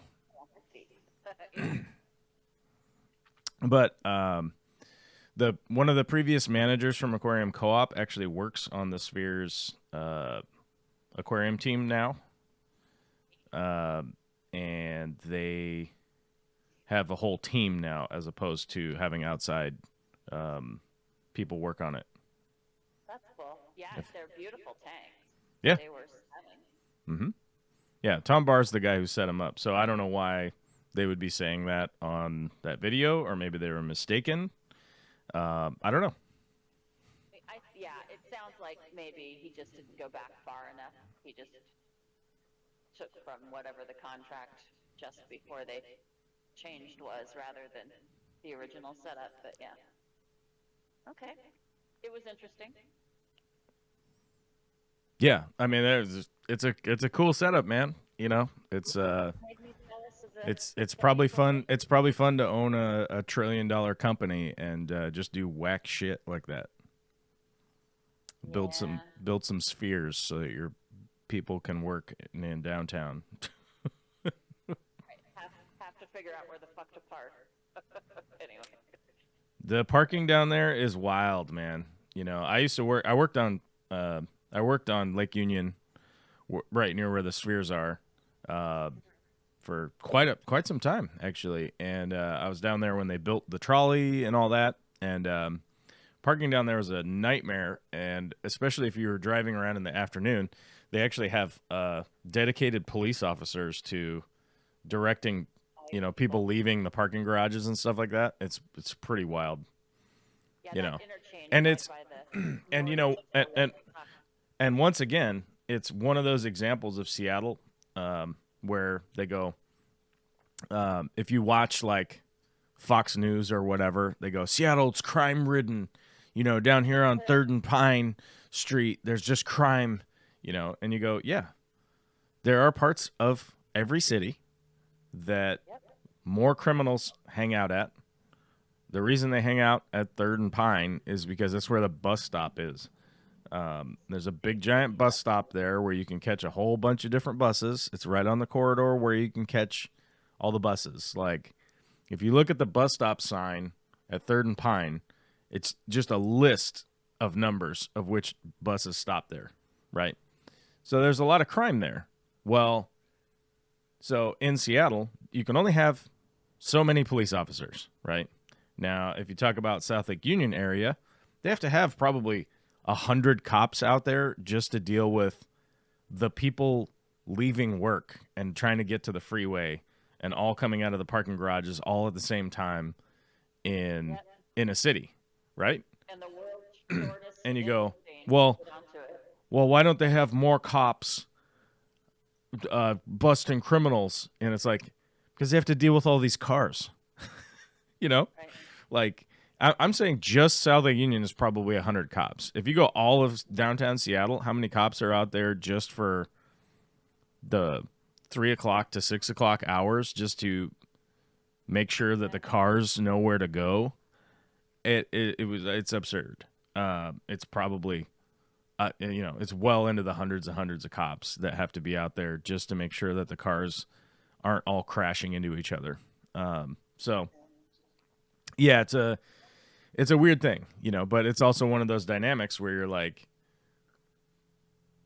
yeah, but they should have like 1,000 police officers on every street corner all the time, constantly monitoring whether or not there'll be crime or not. And it's like, yeah, they don't have an unlimited budget either, right? You know?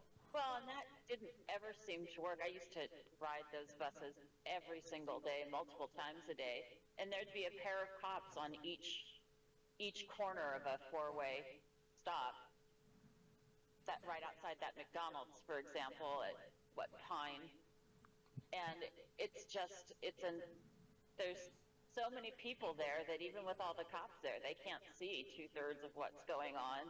Oh yeah. Or there's cops out there 24 hours a day. I mean, it's like the idea that they can like stop every crime from happening. Like, American police force doesn't even do that, right?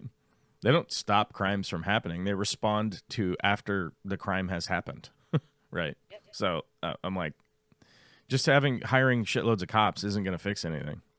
But either way. Bracken says, true, but still, if I spend $1,500 and get 3 times the fish that $500 would, it would get me. I say it's worth it. Truly, I agree, 100%. Like, if there's an opportunity for you to go and collect fish, it is much more rewarding than going to a store and spending money, for sure, 100%. I always say, if you can invest in an experience, do that for sure, 100%, every time. Like, if you come up with the money to like fly down to Florida for a week, 5 days, 3 days, go down, do some collecting with somebody down there that like knows some spots and knows where to go, and they can like, you can run around and experience another environment, or however you want to say it, like biotope, whatever, like experience a whole nother place on the planet. Definitely fucking do that 100% over going to a retail store and buying something, like I'm with you 100% on that for sure. I just don't know that you would be able to actively do it for the $500 budget is all I was saying. That like you might need a little more scratch to fly to Florida and do that. It is definitely the one sort of detractor / downside of living in the Pacific Northwest. There's not a lot of fish here that I can collect that I'd really want to keep in a tank, because they're all mostly cold water fish, and I don't want to keep a chiller on my tanks. I just really don't. And it really does limit the plants that you can grow and stuff like that. Like all the plants I'm growing are mostly tropical fish, or tropical plants and stuff like that. So it really limits that. It limits the variety of what you can do, and so that is a downside. But the upside is I can go catch crab, I can go catch salmon, I can go catch trout, I could go. There's a lot of harvesting here for eating, right? So. That is a definite upside that we have, right? And when you're talking about Dungeness crab, you're talking about one of my favorite things in the world to eat is Dungeness crab. I love Dungeness crab so much. It's so delicious. I only ever get to eat it when we go catch it because it's so bloody expensive. It will knock your socks off. And it always has been. It's not inflation, guys. Nope. Dungeness crab has always been expensive. And crabbing is fun. Crabbing is fun. Crabbing is the most chill way to catch dinner. Yep. Just throw pots out there and then just go take a nap, Pretty much. Pulling starfish and everything out along with the crabs. You get to meet lots of new creatures as you go. Yeah, if you get a starfish in your crab pot, move it. It's in the wrong spot. Yeah, it is definitely in the wrong spot. We used to, when I was a kid and lived in Bremerton, we would go and crab, unfortunately, outside of Bremerton or off the public dock or over in Port Orchard. Something I would never do now, but at the time was still semi-acceptable. What's that? Go crabbing off the public dock in Bremerton. I wouldn't now. It's too filthy gross, but... Oh, no, it's fine. You can still do it. Trust me. You can still do it right off of there. Crabs eat garbage. That's what they do. I mean, come on. You're fine. It's fine. That's what they eat. They eat off the bottom. They're eating the garbage off the bottom. That's what they do. So. And gooey duck. We used to do those, too. Yeah, gooey duck. I'm not huge on the gooey duck because it's like a big clam, and I could just get regular clam. Yeah, Yeah. They're fun to get to, though. True. A little chilly, But like a really good clam chowder, that's the Lord's delight. Oh my god. So delicious. I could eat clam chowder. I could eat some clam. If you had some good clam chowder, I'd eat it right now. You know? yeah. Like a person that eats food. Needless to say, I haven't really eaten any food today except some toast and some fruit that I put into A smoothie. a smoothie grinder with some yogurt. So I'm getting kind of hungry because it's 4 o'clock, and that was at 8. So you know. I'm doing fried chicken tonight. So now I'm starting to think about eating things. You know, like if somebody has some food, I'll eat it. Watch out, puppy. I wouldn't eat his food. His food's gross. Although he does eat bloodworms, frozen bloodworms and frozen mysis shrimp now. No problem. He's like, he's recognizing it as food and goes right for it. Good. I don't have snails. That's my problem. You know? I'm having issues. It's all good, though. Got algae. Kelly Roach says, grandparents had a house on Camano Island. I would limit out on Dungeness in 1 or 2 short soaks. Such a privilege until the family sold the property 6 years ago. It is a privilege. Going out to Camano Island is so fucking nice, especially when the weather is nice. We went out there a little while ago. There's a new barbecue place. What is this place called? I'm going to look it up. BBQ Camano Island. I'm jealous, Bracken. I used to live in Port Orchard, and I miss it.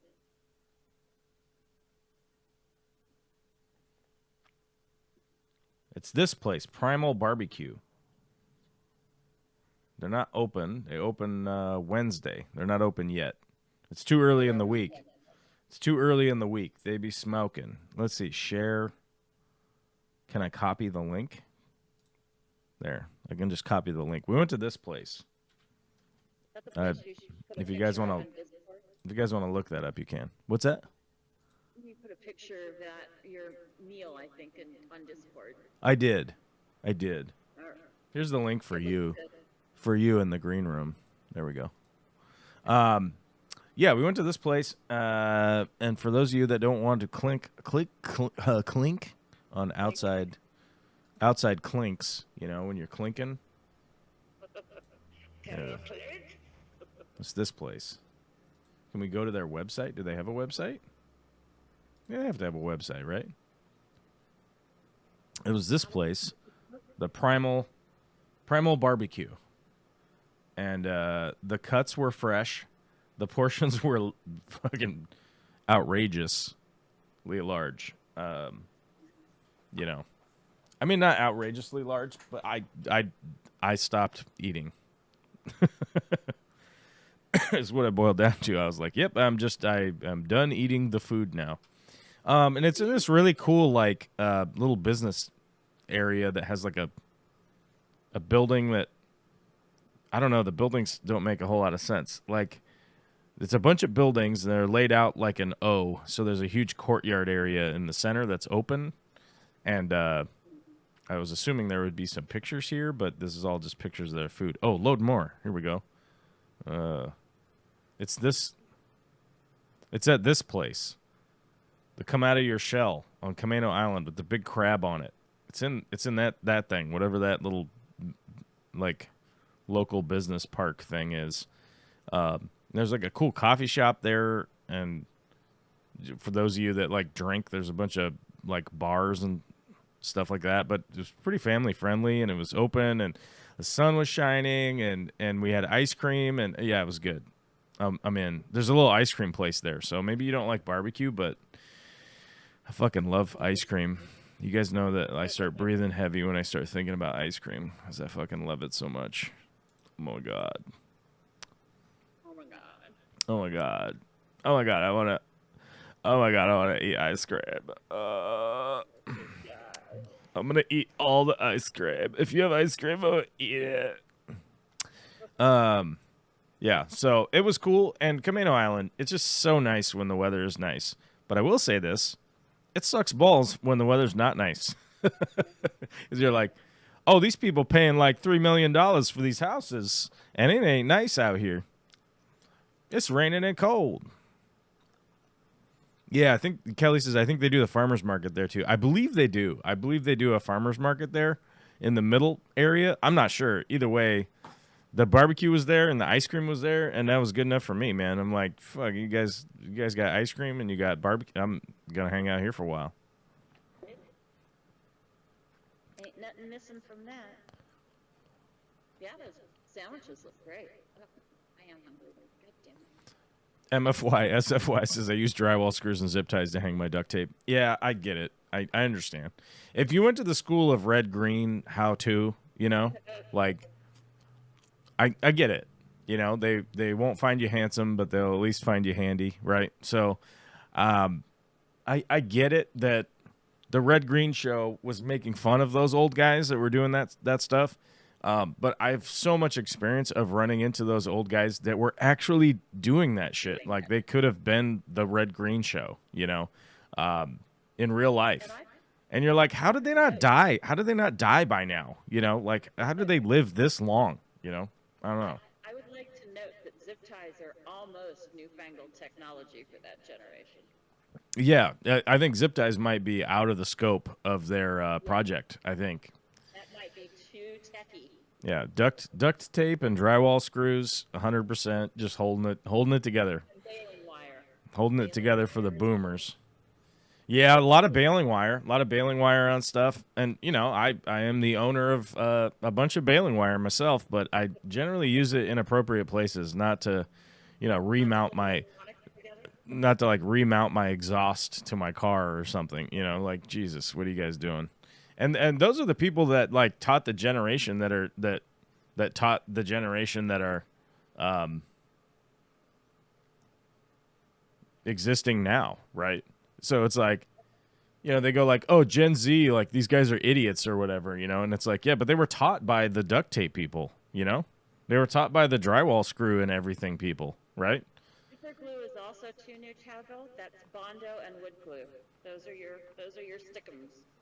Yeah, they know what super glue is, but they don't understand that it's cyanacrylate glue, and they think that super glue is like because it's a brand name, right? It's like Band-Aids. So they're like, if they see cyanacrylate, they don't understand. Like, what is that? That's not super glue. Yeah, and you're like, dude, fucking everybody makes CY glue. It's not. There's nothing fancy about it. They're just putting it in a more expensive bottle. And by the way, there are a lot of like fish companies that are doing that now. Their own branded super glue, you know, which is fucking insane. When you're like, oh, I could go on Amazon. Hold on, if you guys are wondering what glue I use for aquascaping. Hold on. The last time you did this, I inadvertently ordered some. I was trying. Yeah, do it. Do it. Order. Yeah. Yeah, go big. Just trying to order my dildo and I got super glue. I was really offended. I'm telling you, somebody ordered a dildo vibrator. You know, it's legit. I'm like, somebody did it, and somebody should do it every month because it is the fucking absolute joy. It's the absolute joy of the whole month. I'm telling you, I fucking love it. It fucking cracks me up, and it makes me happy, and it makes me smile, and it also makes me smile on like a human element, right? That like someone's gonna be joyous. Like, right. They're going to have a joyous moment in the future. Like, I don't need to think about the specific, right? Like, right. I don't need to understand exactly what they're going to do with it or anything like that. But, like, I get the idea of what they're going to do, and they're going to have – it's going to be fun for them, and they're going to have a great time. And I'm like, fucking – of course they're going to have a great time. That's great, you know? You helped make that happen.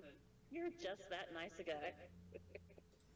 I mean, I didn't really have anything to do with it, you know? But – I somehow got to not have to even be hands-on, but just understand that they're having the joy. You know what I mean? Right? I'm like, that's awesome. You got a new beta at lunch. How big is the bowl? You're not going to put it on your desk in a little tiny half-gallon tank, are you?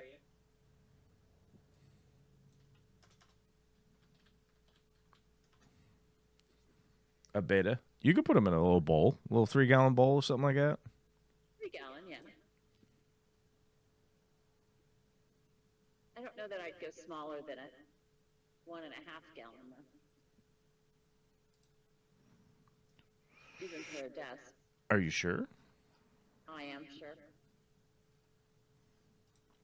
Yeah, here it is right here. This is the actual glue. The actual glue and the actual spray. Oh my God, whoops, I clicked the wrong button. Get link. See, now you're They gonna moved end it up up. with something weird. They moved it. They moved the button, and I hit the wrong button. But yeah, if anybody's wondering, here's the Amazon affiliate link that I use for aquascaping glue and accelerant, and you get a shitload more, and you also get the accelerant for $20. You get 2 bottles of the gel glue, which are huge. They're like burnt, and you get 2 aerosol cans of the accelerant to spray it on there, and it dries that fast.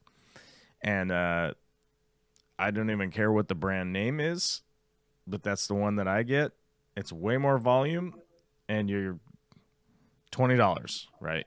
I saw some company was selling their branded air quote super glue for the same price for little tiny bottles, but they just had a brand name on them. I was like, what the fuck is that? Oh my God. People will buy anything, won't they? They'll just buy anything, won't they? You just put the picture of Pikachu on there or whatever, and the next thing you know, people will just buy it because some slaves in China made it. You know? Trying to figure out who's buying 50 packs of super glue through Amazon. People that need 50 of them. You know what I'm saying? I did. That's a awful lot of super glue. Well, some people be super gluing a lot, dude. Some people be super gluing every day. That's right. Got to super glue. Now that would be a fun thing. Super glue all those drywall screws together in the bucket. Oh, that's a good point. Make a brick, and then you got a boat anchor. Go ahead. You do something with those screws. And then you got a boat anchor. Okay, this is just a friendly reminder that tomorrow is Sock Day to kick off Socktober. Your child can wear silly socks, mismatched socks, or any way to celebrate the sock drive kickoff. I look forward to seeing all the fun socks tomorrow. God damn it. God damn it. All the effort Vicky has gone to make you wear matching socks, and here you're going to put your child in mismatched socks? Yeah, I don't. It makes my eye twitch. The shit that they come up with is like, it makes my eye twitch. You know what I'm saying? Kelly Roach has a good point. She says, have a good evening, everyone. Go Seahawks. That's right. Monday Night Football, Seahawks tonight, baby. That's why we didn't talk about football yet. Because Seahawks haven't played, and I just watched highlight reels on Fast Forward of all the games last night while I was falling asleep in the armchair. Because I did a bunch of work yesterday, and yeah, I was tired. And then I was falling asleep, because that's how that works. You get tired, you start falling asleep in the armchair like a dad. Mouse. All right, guys. Love you so much. Thank you so much for coming out to the show. Thank you, Stephen Scogland himself, Scogs and Socks and Shrimps and Scogs, for super chatting 5 new members today. Yeah. So we appreciate that. And we appreciate me giving out 5 new memberships. Everybody loves that. And they hit the like button. And then they share this with some random person or whatever. Either way, thank you, everybody, for coming out. I do want to make more YouTube videos. I do. I'm going to say it at the end here because people stayed all the way till the end. I really do want to make more YouTube videos, and I'm fucking trying, man. I'm trying to manage all this shit, and it's It's is it untenable? No, it's not untenable.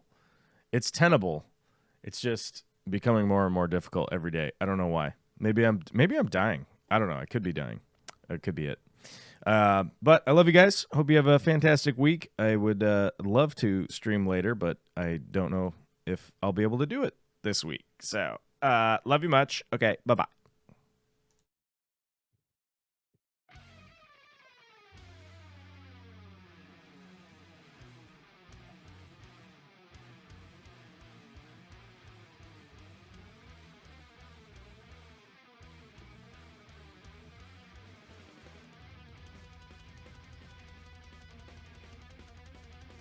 Only if you remember to take it off next.